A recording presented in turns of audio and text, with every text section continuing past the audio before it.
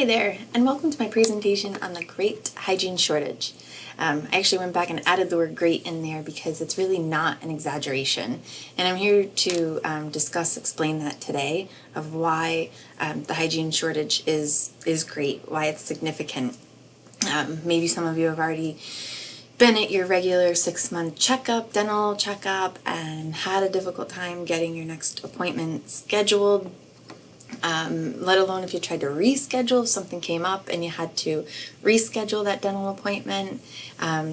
According to the American Dental Academy, the average waiting time is 14 months for a routine dental appointment. And we're going to talk about this more and why that's a problem.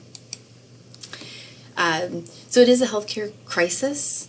According to the American Dental Association, 1 in 3 dentists are having trouble filling their workforce, filling their positions, specifically with the dental hygiene position.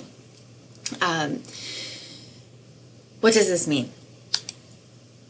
So first, let's just discuss the dental hygienist. What do they do? The importance of the position.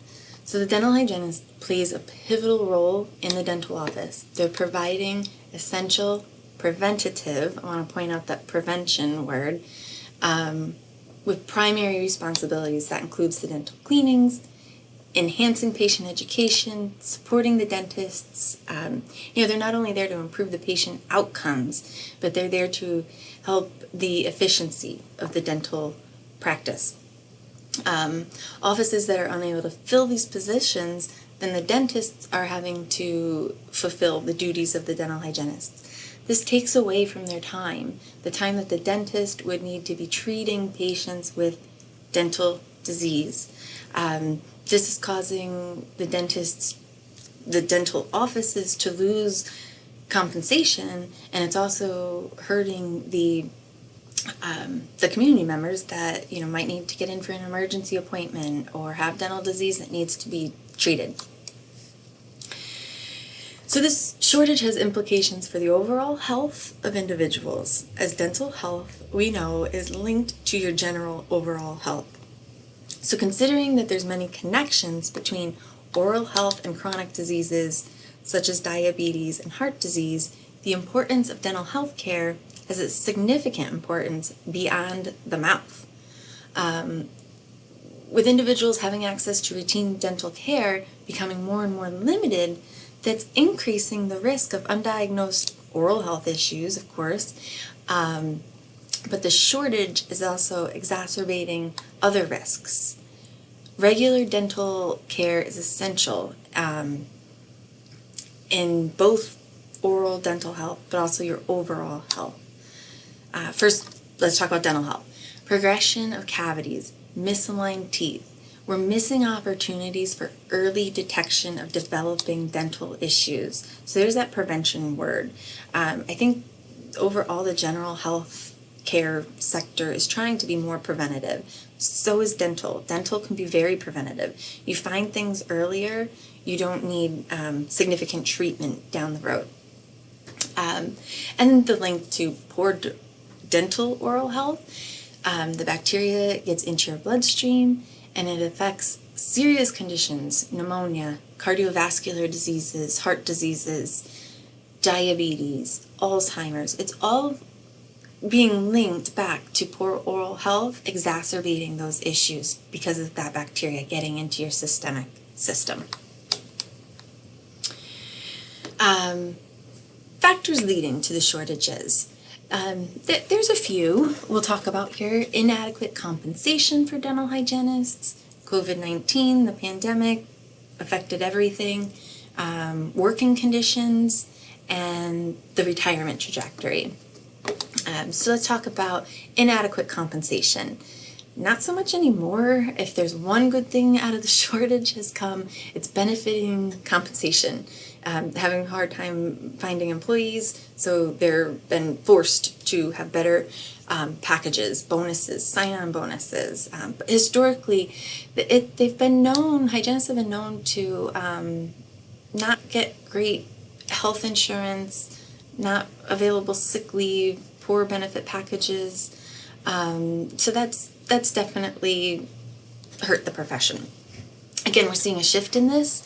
Also more males coming into the profession, because historically, again, when more males are in the profession, the pay seems to increase too. The pandemic. Yes, the pandemic has affected everything, specifically healthcare, of course, but with many, unlike other healthcare factors, for some reason the dental offices just continue to lag. There hasn't been a big rush of dental workforce coming back to the profession. Think about how COVID is spread through droplets, very small particles in the air people breathe in. So there were some safety concerns, I think, that caused many people to leave the profession. The dental office, the hand pieces, the drills give off a lot of aerosols and droplets into the air. The retirement trajectory, a 2022 dental workforce report issued by the American Dental Hygienist Association states that 31.4% of dental hygienists are expected to retire within the next 5 years. So this is an impending wave of retirements, expecting to make this shortage worse before it gets better. So that's a significant crisis that we're predicting to only get worse if we don't address it and figure something out. And working conditions. Burnout. Burnout is a very common word when discussing the dental hygiene profession, as with many other medical professions. They're demanding jobs, feeling insufficient time to adequately care for the patients. It's a physical straining job associated with dental hygienists. It's difficult ergonomic positions, prolonged periods of bending, twisting, awkward postures, neck, back pain, wrist pain, finger pain, is definitely linked to the poor working conditions, poor burnout. It's a physical challenge combined with emotional toll of a stressful, demanding environment when you're working in the dental healthcare field, and that contributes to a higher turnover rate overall. So in response to the access to care issues due to the growing shortages of dental hygienists, some states, such as Alabama and Kansas, are trying to train their dental assistants or other office employees to somewhat carry out some of the tasks that the dental hygienist would do. The first issue with this is that in order to do these tasks, the dentist has to do on-the-job training, and any tasks that then they carry out on a patient has to be done with direct supervision of the dentist. So this is still taking away from the dentist seeing other patients that might need the treatment. Dental hygienists are graduates of CODA accredited dental education programs. They have to graduate from these accredited programs, and then they have to pass written and hands-on skills certification exams to be licensed to treat patients. The Commission of Dental Accreditation is the accrediting body. It's there to serve the public and the dental professions. They implement standards, they promote the quality and the improvement of the dental education programs. So this on-the-job training really is not an acceptable solution. It's certainly not providing good quality to the patient. I don't know about you, but I want to be assured that my healthcare providers are properly educated, they're getting adequate hands-on skills, especially when they're putting sharp instruments in my mouth and advising me and educating me on my oral health. So I would prefer knowing that they had been through a CODA accredited education program. Solutions that I think could help the shortage of dental hygiene, I think if we could promote the dental profession to students at an earlier age in their academic journey, particularly targeting middle high school students. sharing with others, especially these younger students, that there's more opportunities in healthcare settings, not just doctors, nurses, maybe helping them to develop an interest or a passion for the profession earlier, and helping the students work toward these goals sooner. I've been to career fairs, college fairs. Many students are interested in healthcare, but they typically go to the nursing tables, the doctors, veterinarians. I just don't think there's enough awareness of all the opportunities that are available in the dental professional. So I think providing better career exploration to students earlier can help students explore these options, stimulate motivation for the dental healthcare field. Developing dental hygiene programs, as discussed earlier, having the CODA accreditation requirements to ensure they're well prepared to provide professional oral health care services. The academic programs can be pretty rigorous, pretty in-depth, so if we could build pathways from high school students to start earning their college credits, working towards their program, their degree earlier, these pathways can allow for better opportunities for students, not only to learn about their career, but to get assistance in getting there. The concept of building pathways provides significant benefits.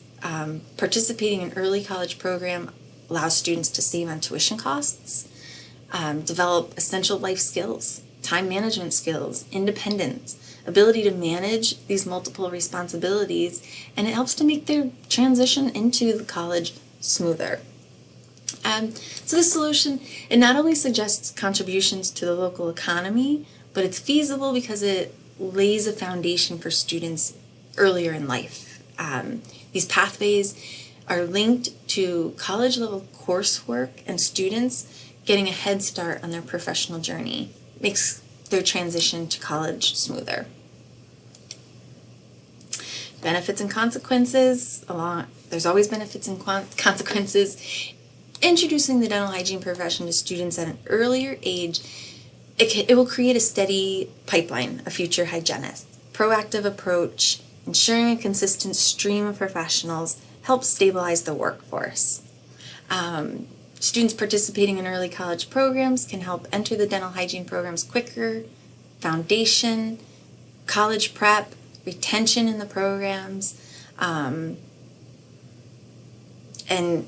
good communication between the college and the high schools. So organizations such as the American Dental Hygienist Association are willing to provide support and resources, and the community benefits from this available dental hygienist workforce as well. It is important to be mindful of potential consequences if there's too many, if we build up too much dental hygienists and saturate the workforce. It's hard to envision that right now because we need so many, but too many can saturate the workforce, and then we could go back to looking at those poor compensations if there's not enough jobs available. Something to be mindful about. Like I said, hard to envision right now since we do have such a shortage. The shortage of dental hygienists, more than just an inconvenience not getting those appointments. It's a significant public health crisis. It's demanding immediate action. Again, we see a retirement trajectory coming. It's going to get worse before it gets better, and we're interested in helping that. A real quick personal note here, Central Penn College is taking an initiative in trying to address these resources. We've developed a dental assisting certificate. We have an expanded function dental assisting program starting, and we're in the process of applying for that CODA accreditation. So this is something near and dear to me. We're trying to get a dental hygiene program started and hopefully addressing these shortages in our community. And that is it for today. Thank you for your time and for listening to my presentation.